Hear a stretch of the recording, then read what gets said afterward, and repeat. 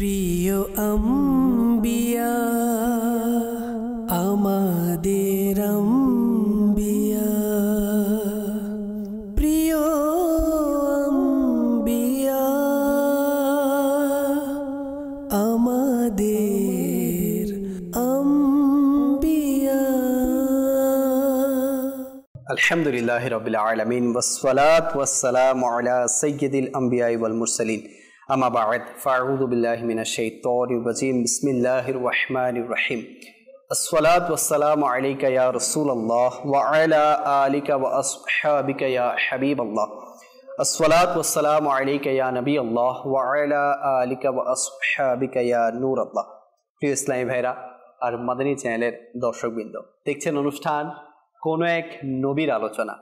দূরে কিংবা কাছে যে যেখান থেকে আমাদের সাথে শরীক ও শামিল হয়েছেন, আপনাদের সবাইকে জানাচ্ছি আমাদের এই অনুষ্ঠানের পক্ষ থেকে অসংখ্য শুভেচ্ছা এবং অভিনন্দন। আসুন, যেহেতু অনুষ্ঠান শুরু হয়েছে, ভালো ভালো কিছু নিয়ত করে নেই।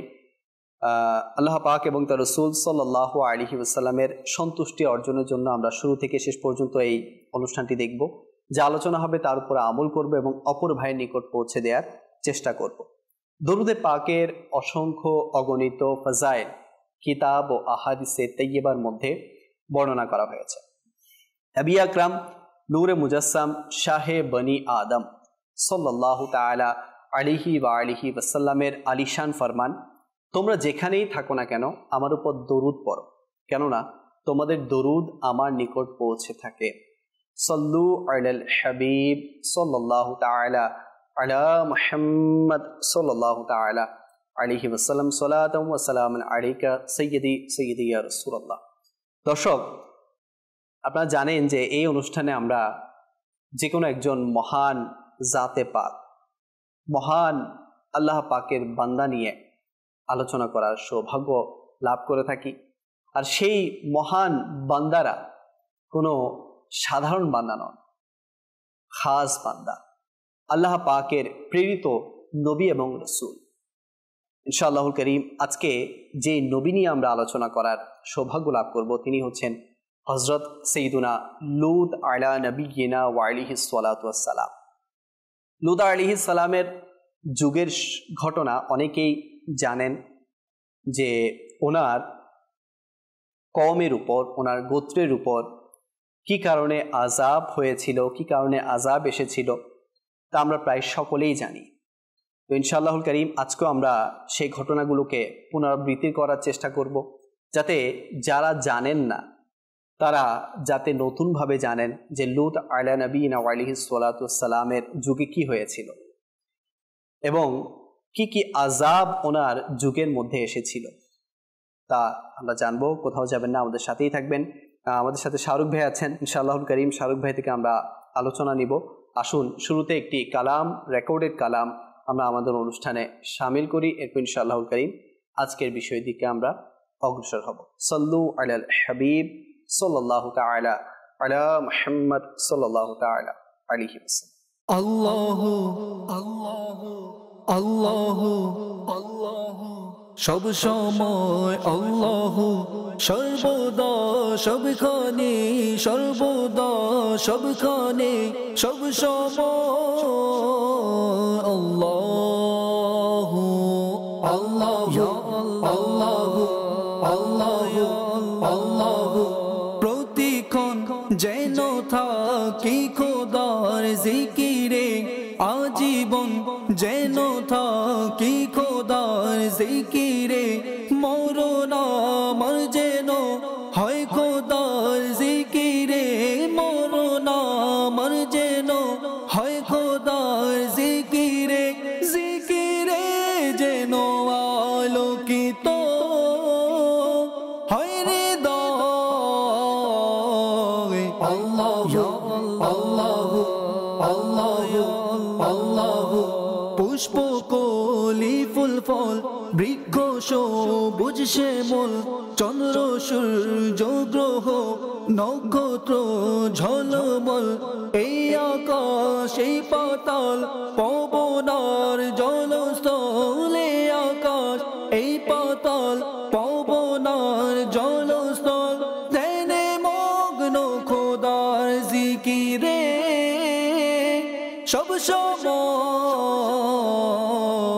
আল্লাহ আল্লাহ আল্লাহ আল্লাহ হে খোদা সুমহান হে রহিম রহমান সৃষ্টি করেছো তুমি এই সারা জাহান চারিদিক শোনা যায় তোমারই গুণগান চারিদিক শোনা যায় তোমারই গুণগান তোমায় পেতে যেন থাকে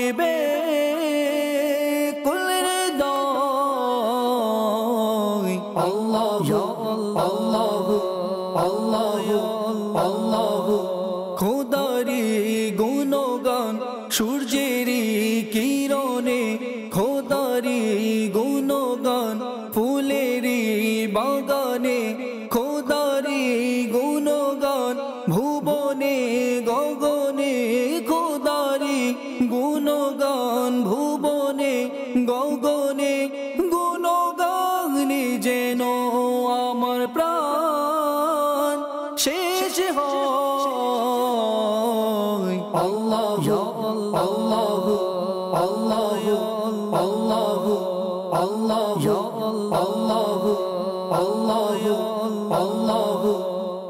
মাশাআল্লাহুল কারীম, আপনারা খুব সুন্দর একটি কালাম শুনেছেন। দর্শকবৃন্দ, আবারও জানিয়ে দিচ্ছি যে আজকে আমাদের বিষয় হচ্ছে হযরত সাইয়্যিদুনা লূত আলা নবীনা ওয়া আলাইহিস সালাতু সালামের ব্যাপারে। আসুন ওনার প্রথমে পরিচয় আমরা জেনে নেই শাহরুখ ভাইয়ের কাছ থেকে। জি হুজুর। আলহামদুলিল্লাহি রাব্বিল আলামিন ওয়াস সালাতু ওয়াসসালামু আলা সাইয়্যিদিল মুরসালিন। বিসমিল্লাহির রহমানির রহিম।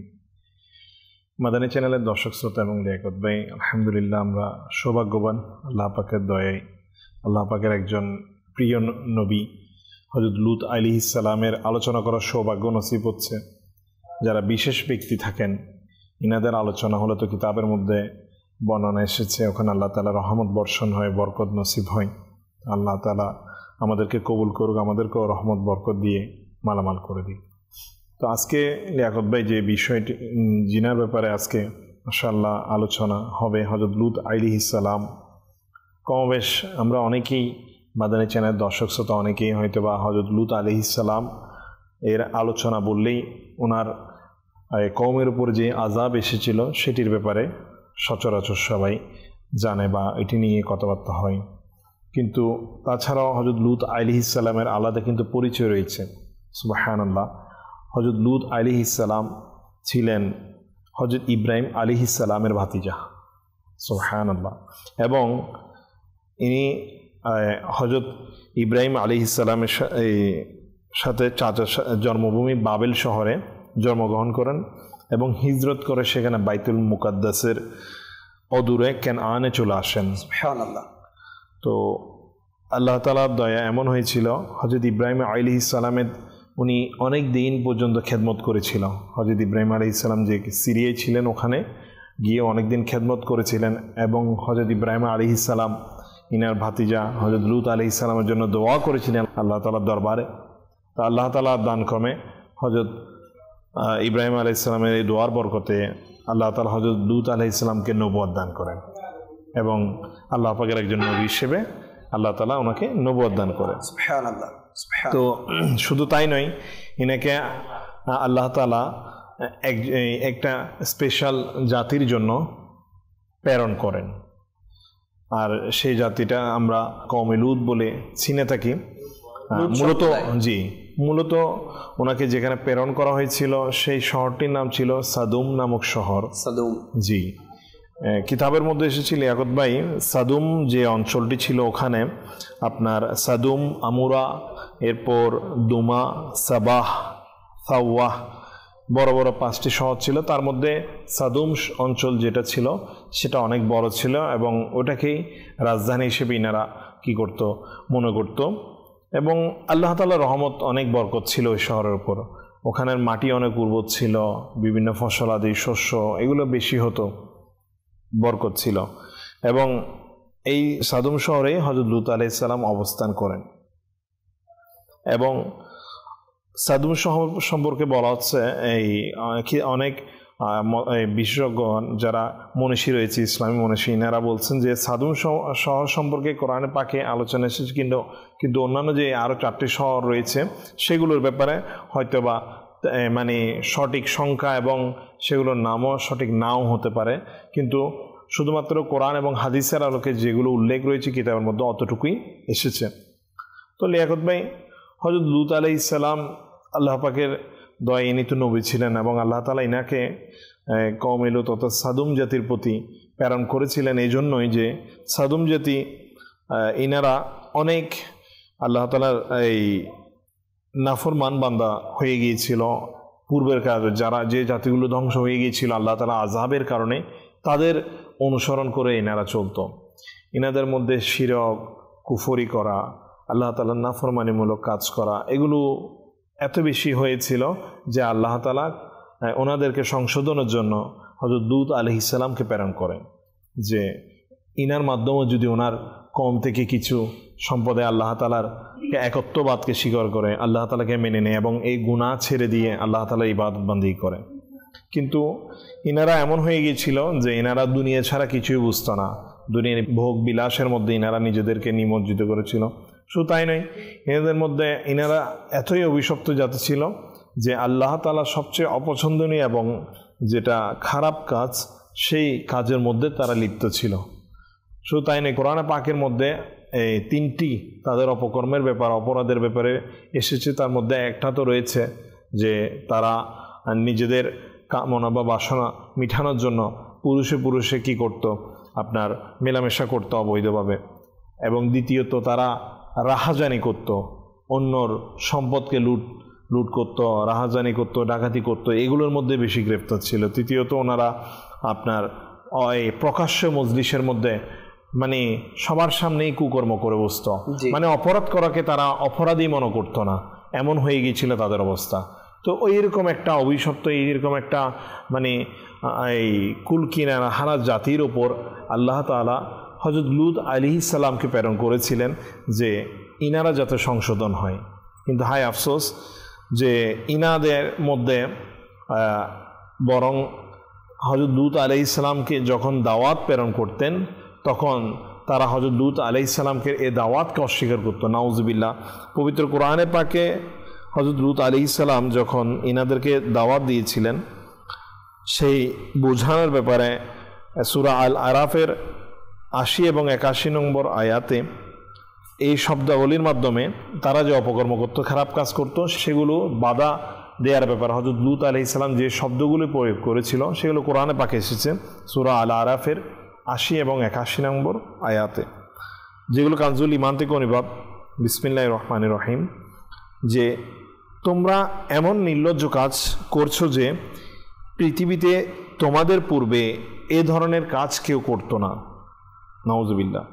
তোমরা মহিলাদের বাদ দিয়ে পুরুষদের সাথে উত্তেজনার সহিত মিলিত হচ্ছ। নাউজুবিল্লাহ। বরং তোমরা সীমা অতিক্রম করেছ। হযরত লূত আলাইহিস সালাম এর দুনিয়া ও আখিরাতের কল্যাণময় বাণী শোনার পরও তারা এই নির্লজ্জতা ছাড়তে পারেনি, বরঞ্চ তারা কটাক্ষ করতে লূত আলাইহিস সালামকে, এবং তারা এর বিপরীত উল্টো খারাপভাবে উত্তর দিত, যেটির আলোচনাও কোরআনে পাকে এসেছিল লিয়াকত ভাই খুব সুন্দরভাবে। 8ম পারায় সূরা আল আরাফের 82 নং আয়াতে, কানজুল ঈমান থেকে অনুবাদ। আর তার সম্প্রদায়ের কোনো উত্তরই ছিল না, কিন্তু এই কথাই বলল যে তাদেরকে তোমাদের জনপদ থেকে বের করে দাও, এসব লোক তো পবিত্রতা চায়। নাউজুবিল্লাহ। তো হযরত লূত আলাইহিস সালাম এর সম্পদের গোরামে এবং অপকর্মের বদভ্যাস যখন সীমার বাইরে চলে যায় তো আল্লাহ তাআলা আযাব চলে এসে, কেননা লিয়াকত ভাই হযরত লূত আলাইহিস সালামের পূর্বে যে সকল জাতি ছিল ধ্বংসপ্রাপ্ত কম ছিল, তারা এরকম সীমা লঙ্ঘন করত, আল্লাহ তাআলার পক্ষ থেকে আযাব চলে এসে যারা এই অপকর্ম খারাপ কাজের মধ্যে গ্রেফতার থাকতো তাদেরকে ধ্বংস করে দিত। ঠিক লূত আলাইহিস সালামের ব্যাপারেও যখন একেবারে সহ্যের সীমা ছাড়িয়ে গিয়েছিল তখনই এদের নিকট আযাব চলে আসেন। আচ্ছা লিয়াকত ভাই, এখানে একটি বিষয় যে দেখুন,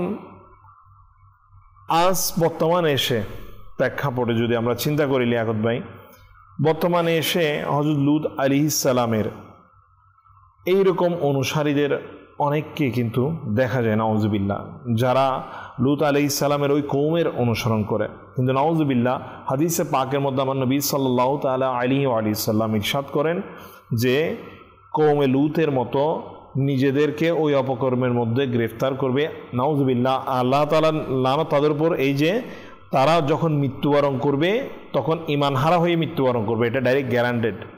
এবং শুধুমাত্র তাই নয়, তারা আযাবের মধ্যে গ্রেফতার হয়ে যাবে এবং কাল কিয়ামতের কঠিন হাসরের ময়দানে এই কওমের লূতে যারা আযাব প্রাপ্ত ছিল তাদের সাথে হাসর হবে। তো কত বড় একটা কঠিন আল্লাহ তাআলার ভয়ঙ্কর আযাবের কথা তাদের ব্যাপারে বলা হয়েছে। কিন্তু হায় আফসোস, বর্তমানে লিয়াকত ভাই আমরা দেখা যায় যে বর্তমানে এমনও অনেক গোষ্ঠী এমনও বর্তমান পৃথিবীর মধ্যে রয়েছে যারা তাদেরকে অনুসরণ করছে, তাদেরকে মেনে নিচ্ছে। নাউজুবিল্লাহ, আজ এইরকম একটি ভাইরাস মুসলমানদের মধ্যে ঢুকে গিয়েছে, যারা এগুলোকে বাধা দিচ্ছে না, বরং এগুলোকে সাপোর্ট করে চলছে। নাউজুবিল্লাহ, তো যারা সাপোর্ট করবে না তারাও কিন্তু তাদের অন্তর্ভুক্ত হয়ে যাবে। তো আমাদের কি করা উচিত? দেখুন, হযরত লূত আলাইহিস সালাম আল্লাহ পাকের একজন প্রেরিত নবী, ইনি দাওয়াত দিতে গিয়েছিলেন ওনাদেরকে অপকর্ম থেকে দূরে থাকতে, অপকর্ম না করতে। তো ওনার ওই দাওয়াত থেকে আমরা কি শিক্ষা পাই?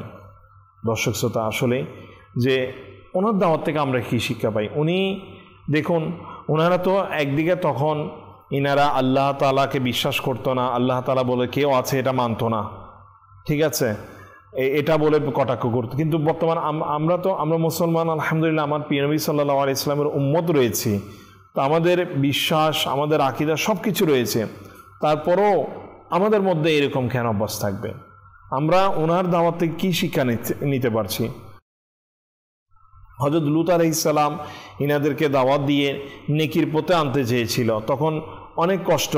আল্লাহ তাআলার নৈকট্যশীল বান্দার মধ্যে অন্তর্ভুক্ত করা, তাকে নেকির দাওয়াত দিয়ে ইসলামের পথে নিয়ে আসা অনেক কঠিন ছিল। তারা বুঝতো না, বা বুঝাতে গেলেও তারা যে আল্লাহ তাআলার পক্ষ থেকেই তো ইনারা আসলে নাফরমান জাতি হিসেবে, ধ্বংসপ্রাপ্ত জাতি হিসেবে ছিল, বিদায় তাদের উপর এই আযাব চলে এসেছিল, যেটির ব্যাপারে কিছুক্ষণের মধ্যে আলোচনা হবে। তো তার পূর্বে লিয়াকত ভাই, খুবই ভয়ঙ্কর যে আযাব, সেটির আসার পূর্বে আল্লাহ তাআলা ওই আযাবের ফেরেশতাগণ দ্বারা হযরত ইব্রাহিম আলাইহিস সালামের, আল্লাহ তাআলা কিছু ফেরেশতাকে আল্লাহ তাআলা হযরত ইব্রাহিম আলাইহিস সালামের ঘরে পাঠিয়েছিলেন। যে আযাবের কথা আসলে সেটি না বললেই নয়। তো ইব্রাহিম আলাইহিস সালামের ঘরে এই ফেরেশতারা এসেছিল মানুষ বেশে, এবং ইনারা চেহারা একেবারে অনেক সুন্দর, যেহেতু ইনারা ফেরেশতা কিন্তু মানুষ রূপে এসেছিল। তো হযরত ইব্রাহিম আলাইহিস সালাম খুশি হয়েছিলেন, এবং ইনারা যখন এসেছিল তখন কিন্তু এই হযরত ইব্রাহিম আলাইহিস সালামের ঘরে না বলেই প্রবেশ করে ফেলেছিল। কিন্তু তখনকার যুগে না বলে, অর্থাৎ অনুমতি না দেওয়া পর্যন্ত কেউ মেহমান আসলে ঘরে প্রবেশ করতো না ওই মেহমান। কিন্তু ইনারা মেহমান এসেছিল কিন্তু অনুমতি না নিয়ে ঘরে প্রবেশ করে ফেলা। তো হযরত ইব্রাহিম আলাইহিস সালাম যেহেতু মেহমান এসেছে, মেহমানদেরকে মেহমানদারি করতে হবে, ইনাদের জন্য বিভিন্ন কিছুর আপ্যায়নের ব্যবস্থা করলেন। ইনাদের সামনে যখন নিয়ে গেলেন, ইনারা কিন্তু খেলেন না। তখন ইনি একটু ভীত সন্ত্রস্ত, মানে একটু ভয় পেয়ে গেলেন যে এটা তো হতে পারে না, কেননা তখনকার যুগে এটা প্রচলন ছিল লিয়াকত ভাই। তখন কিন্তু হযরত ইব্রাহিম আলাইহিস সালামও ছিলেন, দুনিয়াতে জীবিত ছিলেন। তো এটা প্রচলন ছিল যে যারা ডাকাত হয়ে থাকে বা দস্যু হয়ে থাকে, লুটতরাজ যারা করে থাকে, তারা কিন্তু তাদের আচরণের সাথে ইনাদের আচরণ মিলে যাচ্ছে, ভয় পেয়ে যাচ্ছে।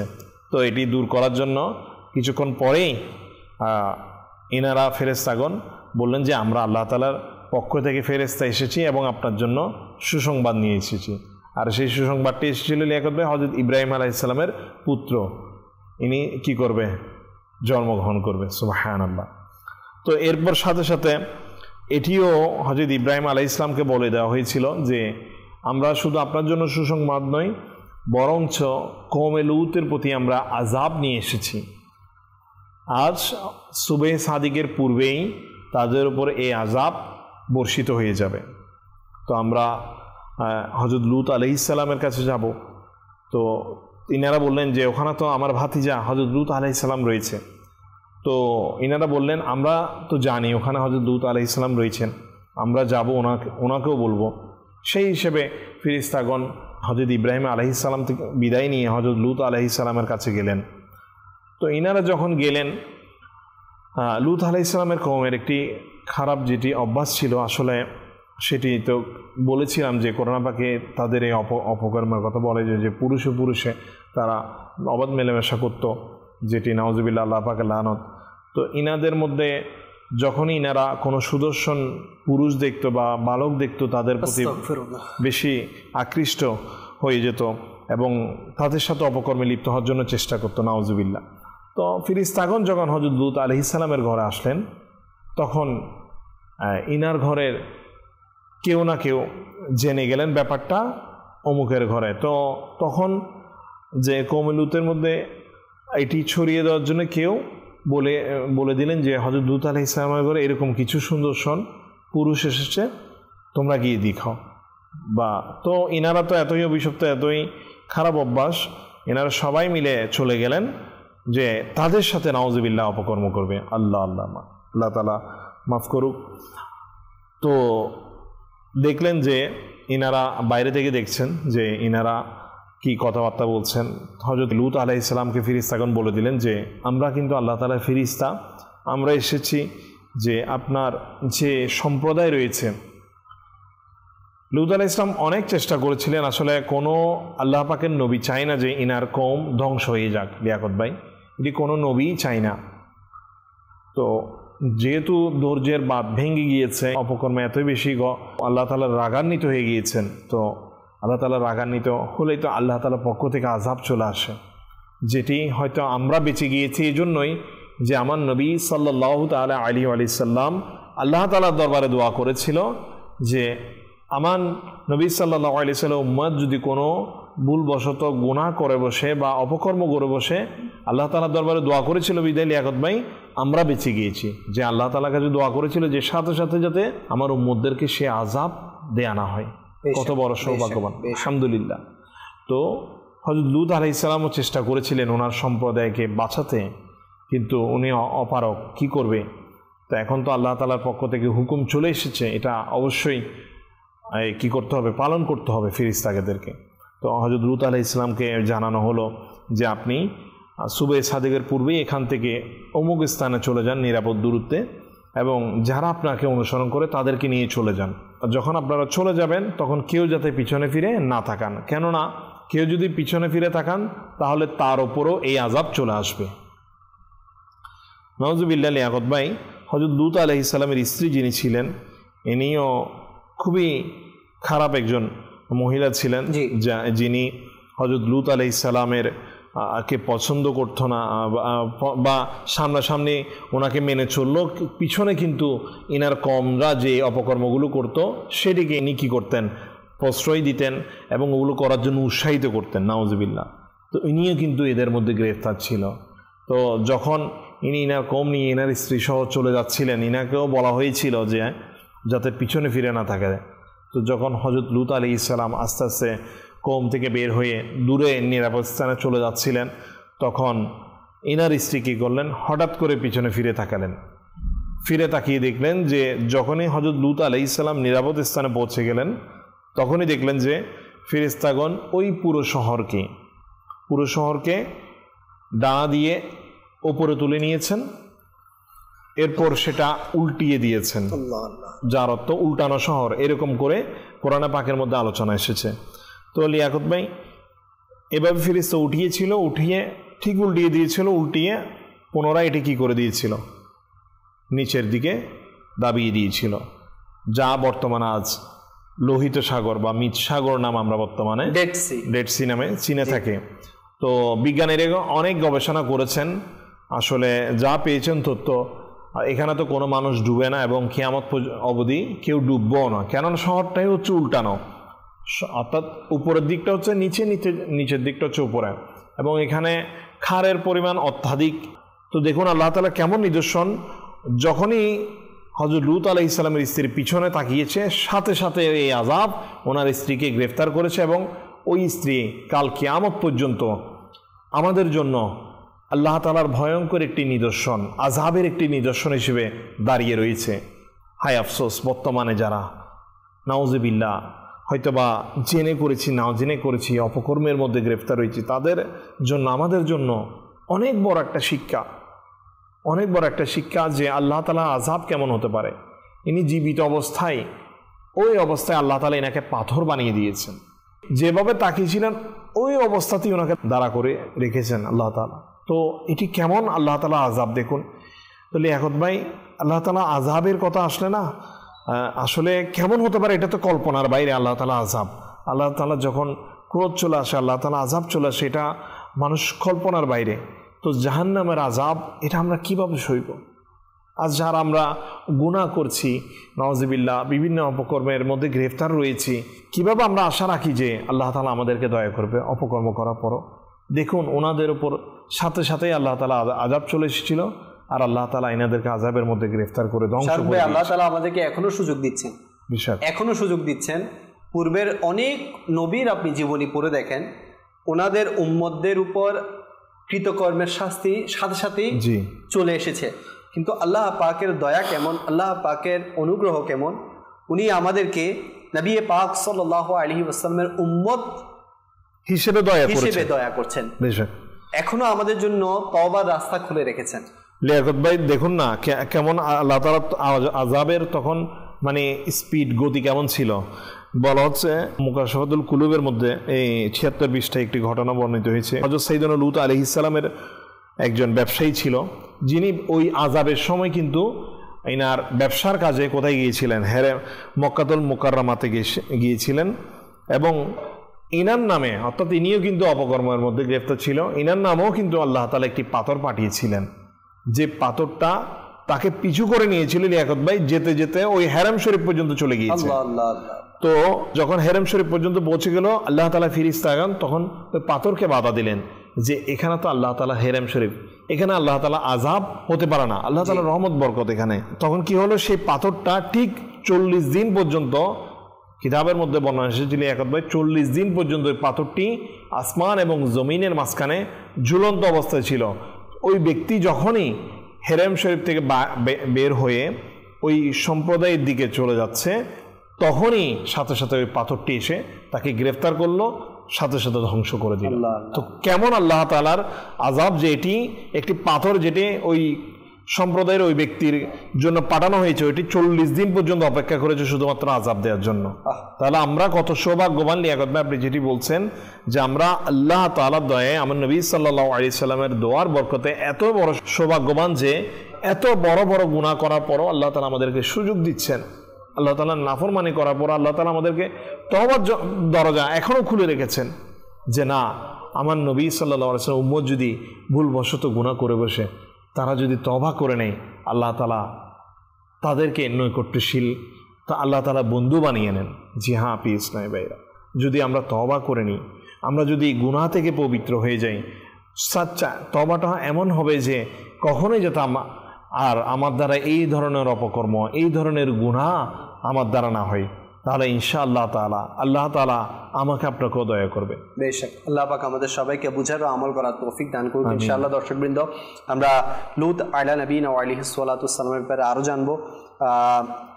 ওনার কওমের সাথে ঘটে যাওয়া সেই ঘটনাগুলো থেকে আমরা শিক্ষা গ্রহণের চেষ্টা করব ইনশাআল্লাহ আল কারীম। আরও আলোচনা আমরা শুনবো আমাদের শাহরুখ ভাইয়ের কাছ থেকে। কালাম নেয়ার সময় হয়েছে, আসুন একটি রেকর্ডেড কালাম আমরা আমাদের অনুষ্ঠানে শামিল করি। সাল্লু আলাল হাবিব সাল্লাল্লাহু তাআলা আলা মুহাম্মদ সাল্লাল্লাহু তাআলা আলাইহি ওয়াসাল্লাম।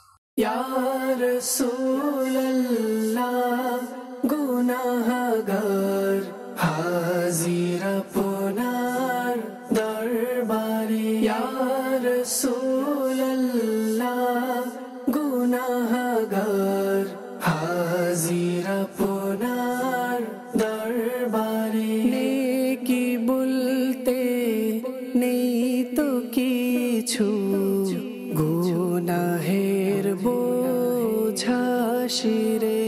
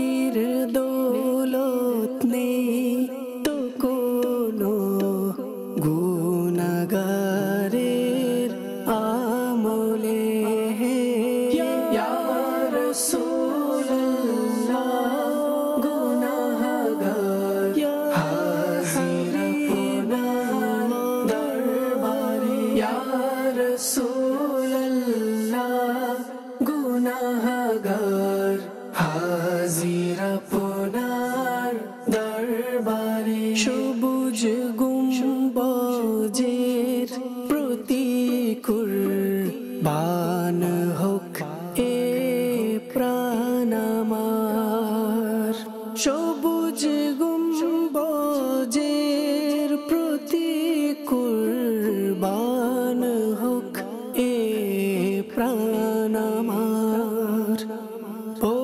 বহুদিনের আশা আমার হে শহে আবরার যে ইয়া রাসূলুল্লাহ গুনাহগার হাজির আপনার দরবারে ইয়া রাসূলুল্লাহ গুনাহগার হাজির আপনার দরবারে তুমি তো নেককারদের সরদার আমি বড়ই গুনাহগার তুমি তো নেককারদের সরদার আমি বড়ই গুনাহগার তাই তো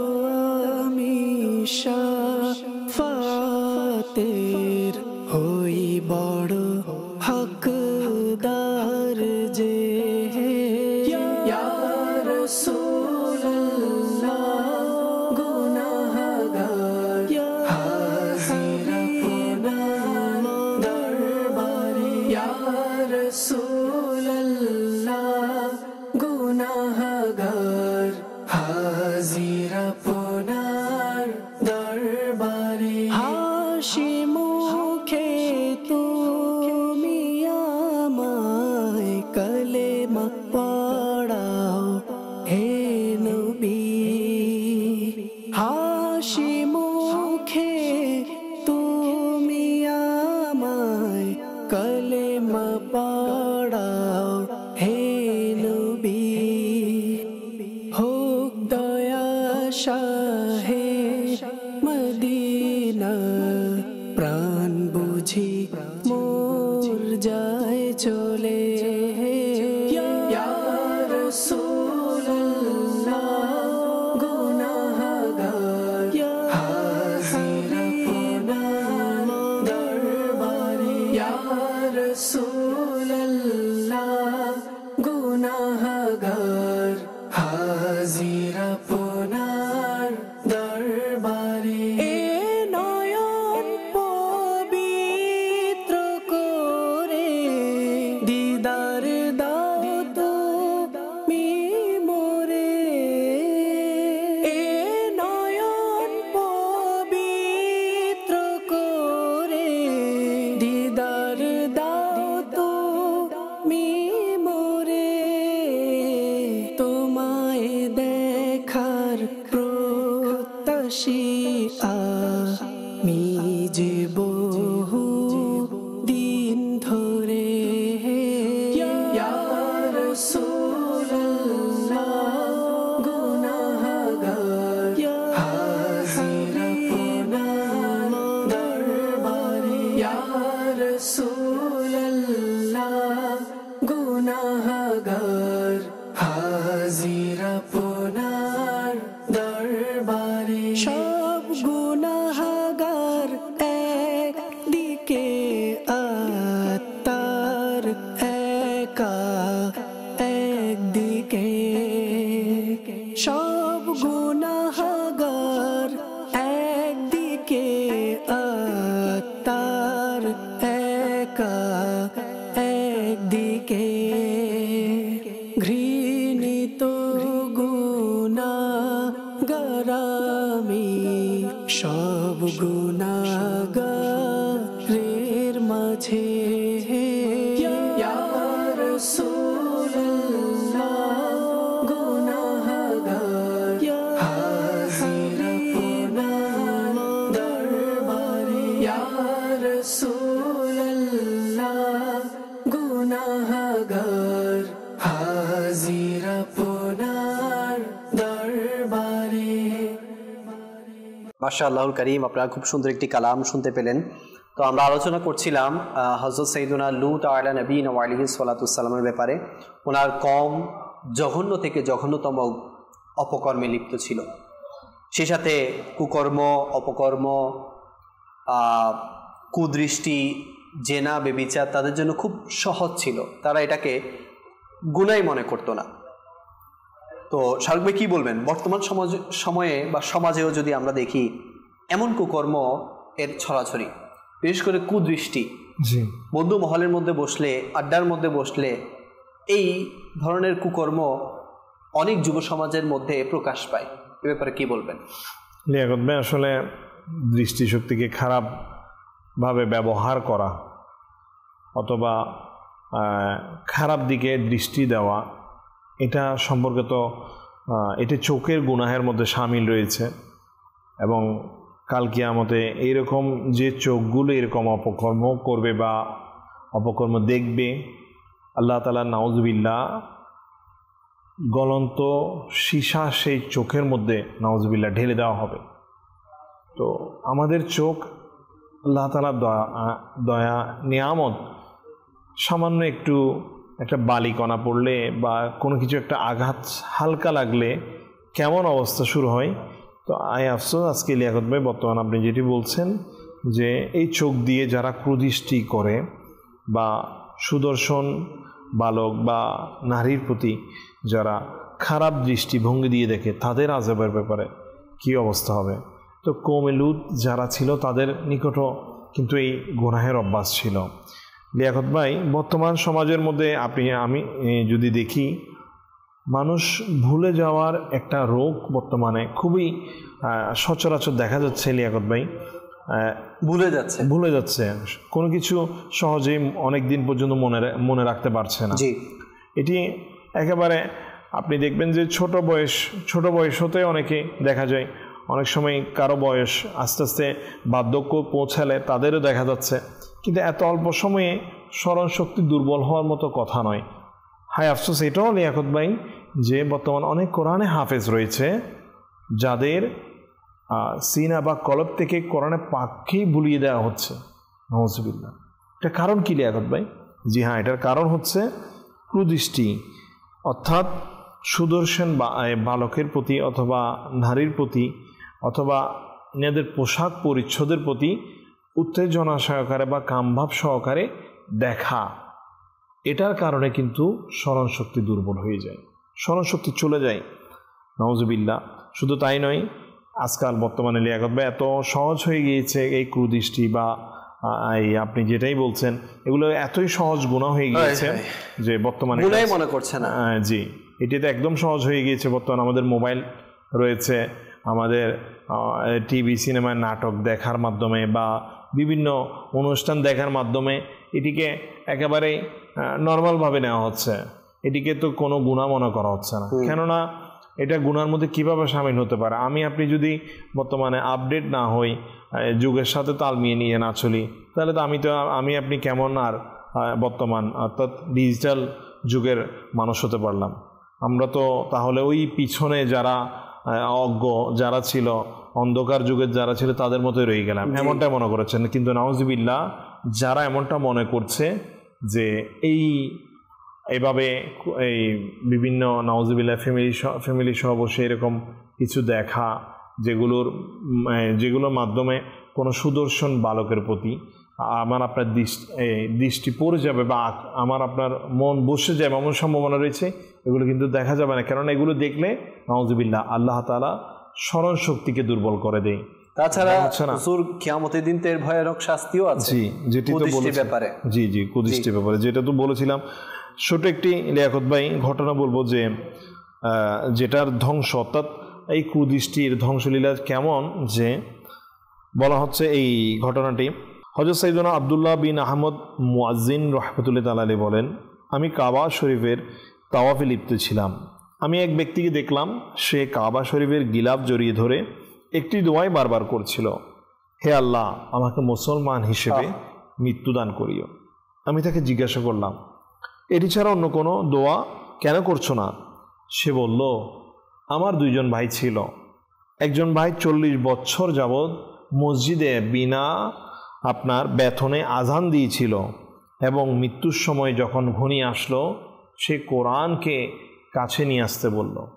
তো এটি তো দেখে ইনি ভালো লাগলো যে কোরআন নিয়ে এসেছে আমার, কোরআন সহকারে সাক্ষী রেখে বলবে নাউজুবিল্লাহ। এটা হয়নি লিয়াকত ভাই, তখন উল্টো হয়ে গিয়েছিল।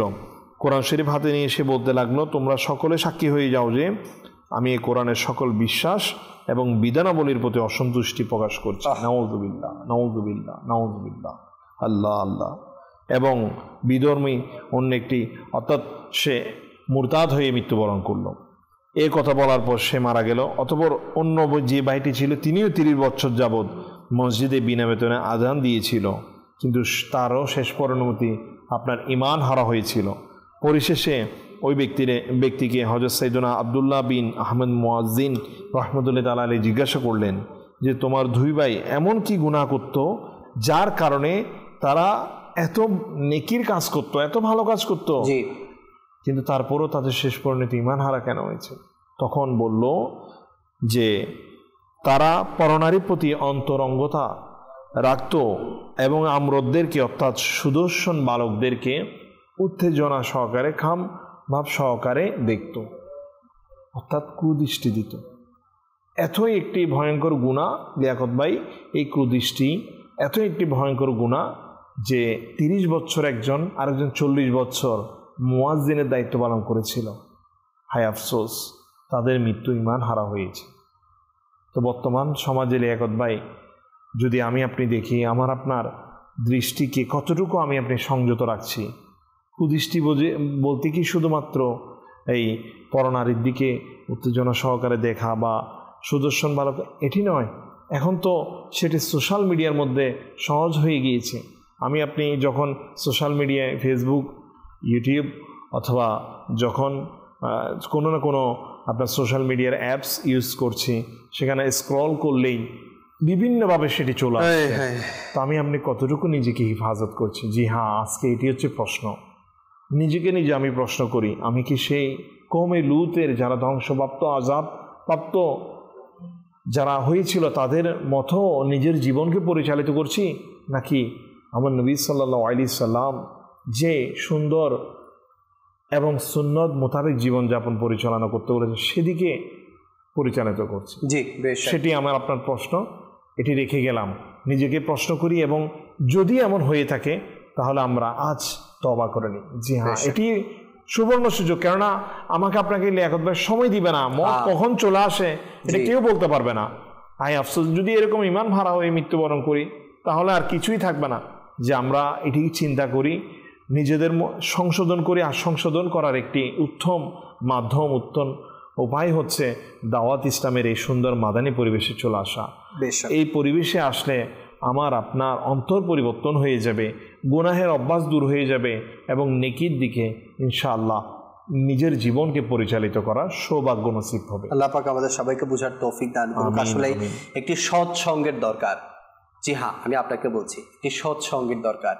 যদি আমি আপনি সৎসঙ্গ বা সৎসঙ্গ এর কাছে না যায়, নিজেকে সবসময় খারাপ সংস্পর্শ, মন্দ সংস্পর্শ, একেবারে মানে যে সংস্পর্শে থাকলে আমি শুধু গুনাহ পাবো, গুনার স্বাদ পাবো, এমন সংস্পর্শে যদি থাকি তাহলে আমার আখিরাত বরবাদ আর বরবাদ। এখন তো মানুষ লিয়াকত ভাই গুনাহ চিনে না। এই গুনাহ চিনতে হলো সৎসঙ্গের দরকার। সৎসঙ্গের দরকার। গুনাহ আসলে বলে কাকে?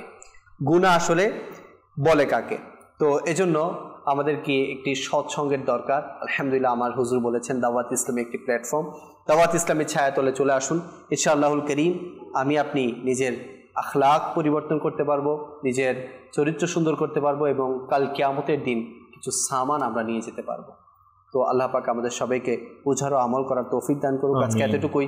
হযরত সাইয়্যিদুনা লূত আলা নবীনা ওয়া আলাইহিস সালাতু ওয়াসসালামের কওমের মধ্যে, সম্প্রদায়ের মধ্যে তাদের ওনার সম্প্রদায় যে যে অপকর্মের কারণে আযাবে লিপ্ত হয়েছে, আল্লাহ পাক আমাদেরকে সেই সকল অপকর্ম থেকে নিজেকে হিফাজত থাকার তৌফিক দান করুক।